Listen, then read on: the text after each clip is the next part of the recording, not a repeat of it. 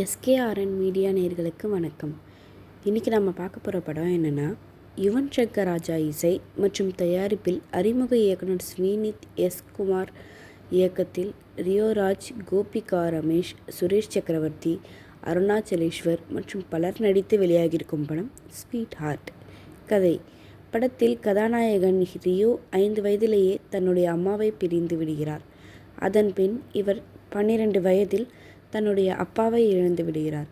அதற்கு பின் தனியாக ரியோ வளர்கிறார். ஒரு ஆணும் பெண்ணும் சேர்ந்து கடைசி வரை காதலோடு வாழ முடியாது என்ற மனநிலையில் வாழ்ந்து வருகிறார். காலங்கள் மாற மாற ரியோவின் வாழ்க்கையும் மாறுகிறது. அப்போது எதிர்பாராத விதமாக கதாநாயகி கோபிகா ரமேஷை ரியோ சந்திக்கிறார். இருவருமே பேசி பழகுகிறார்கள். அப்போது கதாநாயகி கோபிகாவிற்கு ரியோ மீது காதல் வருகிறது. ஆனால் ரியோ அந்த காதலை ஏற்க மறுக்கிறார். ஒரு கட்டத்தில் இருவரும் நெருங்கியும் பழகுகிறார்கள்.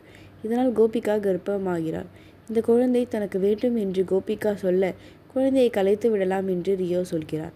அதற்கு பின் குழந்தையை கலைத்தார்களா, திருமணமே வேண்டாம் என்ற மனநிலையில் இருக்கும் ரியோ கோபிகாவை திருமணம் செய்து கொண்டாரா இல்லையா என்பதுதான் படத்தின் மீதி கதை.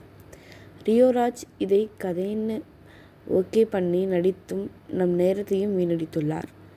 அம்மா அப்பா தவறானவர்கள் என நினைக்கும் அவர் ஒழுங்காக வாழ வேண்டாமா? பொண்ணு கூட செக்ஸ் மட்டும் பண்ணுவாராம், கல்யாணம் மட்டும் வேண்டாமாம். கதாநாயகி கோபிகா ரமேஷ் அழகாலும் நடிப்பாலும் கவர்கிறார். நன்றாகவும் நடித்துள்ளார்.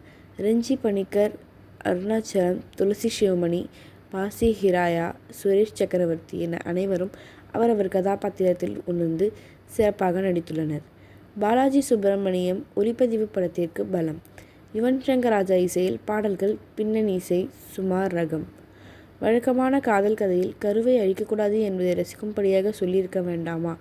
அறிமுக இயக்குனர் ஸ்ரீநித் சுகுமார். எப்படா படம் முடியும் என்றிருக்கிறது இந்த படம்.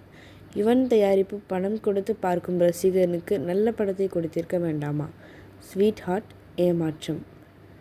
அனைவரும் எஸ்கேஆர்என் மீடியாவை சப்ஸ்கிரைப் பண்ணிக்கோங்க. கூடவே அந்த பெல் பட்டனை ப்ரெஸ் பண்ணிக்கோங்க. நன்றி.